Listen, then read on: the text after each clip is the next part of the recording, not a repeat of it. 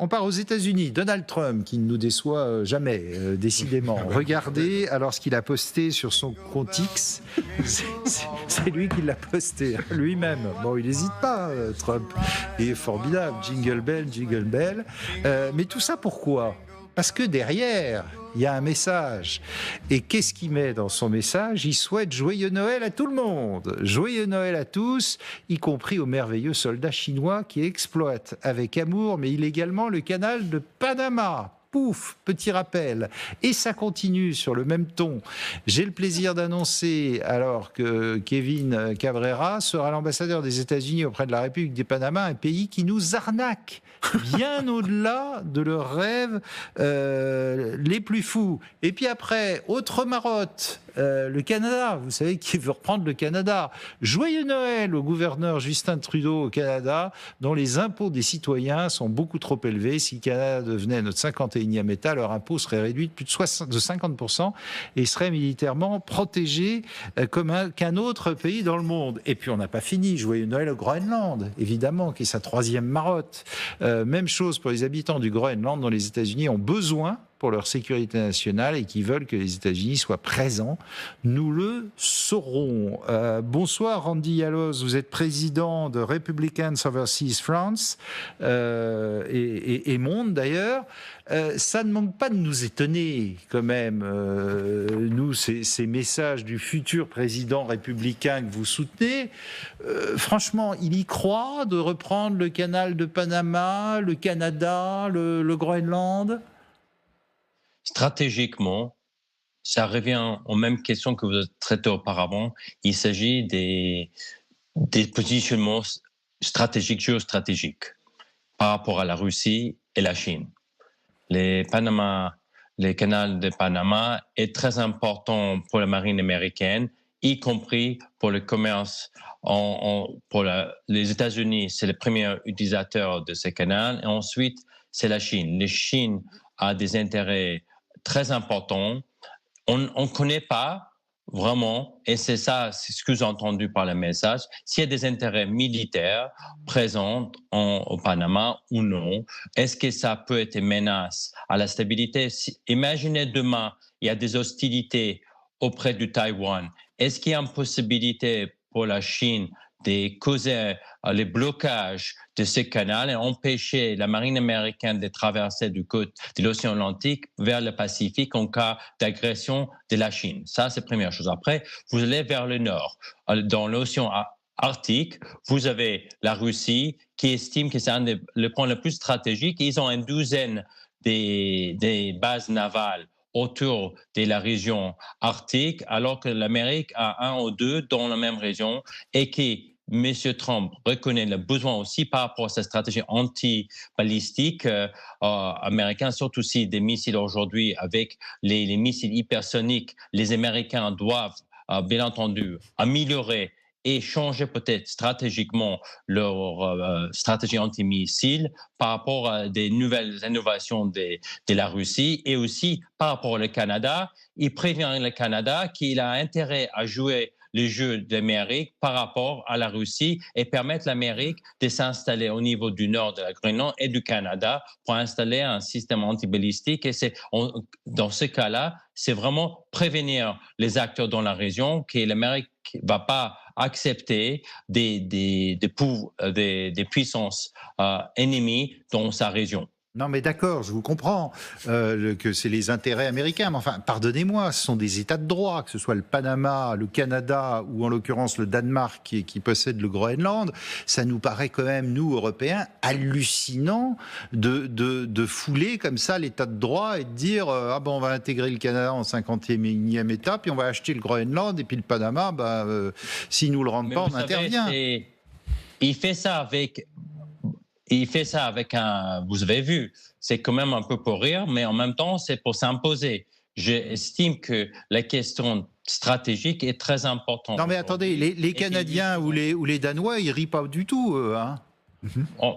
Vous savez, les Danois ne rient pas non plus, M. Trump ne rit pas non plus avec la Russie et peut-être la manière dont la guerre en Ukraine est menée. Donc, c'est une façon de se positionner vis-à-vis de ses alliés, mais aussi par rapport à ses ennemis, qui ne va pas accepter cette manière de faire parce qu'il estime que l'administration Biden n'a pas suffisamment protégé les intérêts américains dans l'hémisphère du Nord. Et ça, c'est un message à l'OTAN, au Canada spécifiquement et peut-être aux Danois en particulier. Et au niveau du Panama, il y a des vrais soucis. Après, il faut voir les tarifs s'ils sont appliqués, si c'est vrai. Et ça, je pense que personne n'a dit les contraires. Il y a vraiment peut-être une problématique. C'est les montants qui sont dépensés par les sociétés américaines, les investissements pour entretenir les canaux. C'est des questions importantes. Et l'argent qui est dépensé en faveur peut-être de la Chine pour maintenir le canal par rapport à l'usage qui est fait par la Chine de la même manière. D'accord, on vous a entendu. Réaction, pardonnez-moi, réaction autour de ce plateau sur tout ce qui ne manque quand même pas de nous étonner. D'abord, je veux bien qu'on essaye de nous faire croire que la Chine est en train de talonner les intérêts américains sur le canal de Panama.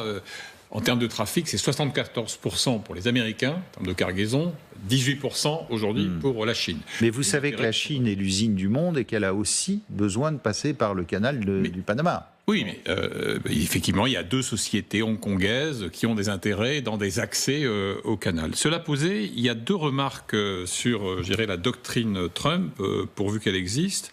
C'est d'abord qu'il a pour habitude de cogner sur ses alliés pour envoyer des messages à ses ennemis. Donc voilà, c'est effectivement des messages à la Russie pour le Groenland, à la Chine pour Panama, mais en tapant sur les alliés présumés. Puis deuxièmement, il a quand même toujours eu une conception très élastique de la souveraineté territoriale. D'ailleurs, ce qui n'a pas manqué d'inquiéter les Ukrainiens lorsque, après l'agression militaire de la Russie, il a salué le coup de génie de Vladimir Poutine. Ils ne sont pas très très préoccupés par le concept d'intégrité territoriale. Et puis une dernière remarque, c'est une vieille marotte américaine. Vous savez, il y a un certain Harry Truman qui avait tenté d'acheter le Groenland après la Deuxième Guerre mondiale. Donc, et d'ailleurs, Trump lui-même, dès 2019, avait fait étudier à son cabinet la possibilité de faire une offre pour l'achat du Groenland. Donc, et puis, dernier point quand même, le Canada, c'est autre chose.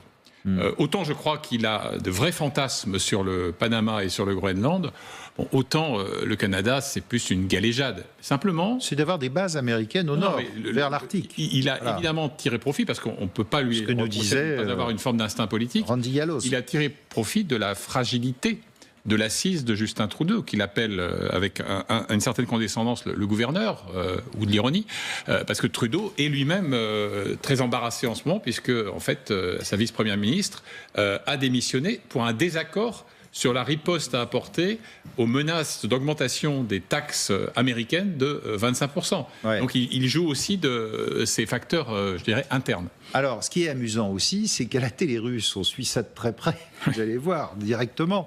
Et alors là, incroyable, vous allez voir cet analyste qui dit, mais il a raison. Bah enfin, c'est la sphère d'influence américaine. Allons-y. Ah oui. Trump est juste honnête, il dit simplement « nous sommes tout et vous n'êtes rien ». C'est très intéressant parce que cela crée un fossé entre les États-Unis et l'Europe. Ces propos sapent fondamentalement l'architecture mondiale, ce qui crée des opportunités, notamment pour notre politique étrangère. En fait, si Donald Trump veut vraiment mettre fin à la Troisième Guerre mondiale et à tout le reste, la solution consiste simplement à diviser le monde en zones et sphères d'influence. Voilà, c'est tellement simple. C'est la télé russe, là. Hein. Ça vous étonne Non, ça m'étonne pas du tout, parce que c'est toujours un des sujets les plus exploités de la propagande russe. Et c'est le sujet très très simple. Eux, ils sont les mêmes. Ils sont tous les mêmes, ils sont tous les mêmes. Ils sont comme nous, parce que voilà, nous avons notre Ukraine. Voilà, notre sphère d'influence. Dans notre sphère d'influence. C'est exactement la même chose pour eux qui ont leur sphère. Mais alors, foutez-nous la paix. Ouais, on est d'accord de leur accorder leur sphère d'influence. Voilà. Canada, c'est quoi ? En fait, c'est l'Ukraine américaine. C'est exactement la même chose. Plus compliqué pour le Groenland, quand même. Parce que là, il pourrait y avoir une prétention. Ça c'est un peu plus compliqué. Non, mais, le Groenland, c'est l'Europe, si c'est le Danemark. Il y a quand même quelque chose d'intéressant, c'est qu'il y a une conception impériale selon laquelle les empires n'ont pas de frontières. Vladimir quand ça les arrange, quoi. Oui, c'est quand ça les arrange. Il disait, elle a une petite fille, quelles sont les frontières de la Russie ? La Russie n'a pas de frontières.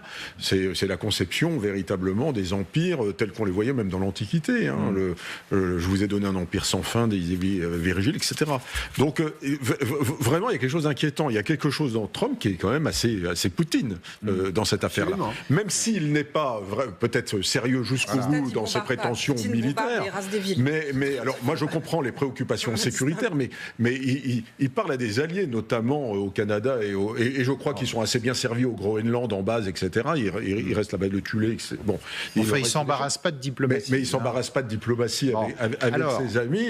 Avec des amis comme ça, on n'a pas besoin d'ennemis. Ouais. Alors, Trump aussi qui inquiète les Européens de l'OTAN, et puis ceux qui sont les plus concernés par la guerre en Ukraine, et notamment les pays baltes, qui se disent quand Trump va arriver, s'il sabre les crédits de l'OTAN, qu'est-ce qui se passe? Regardez ce que dit le Premier ministre letton. Il dit, le président letton, pardon, nous ne sommes pas prêts, c'est tout à fait clair, nous ne pouvons pas continuer à espérer une situation dans laquelle les États-Unis resteraient très impliqués en Europe.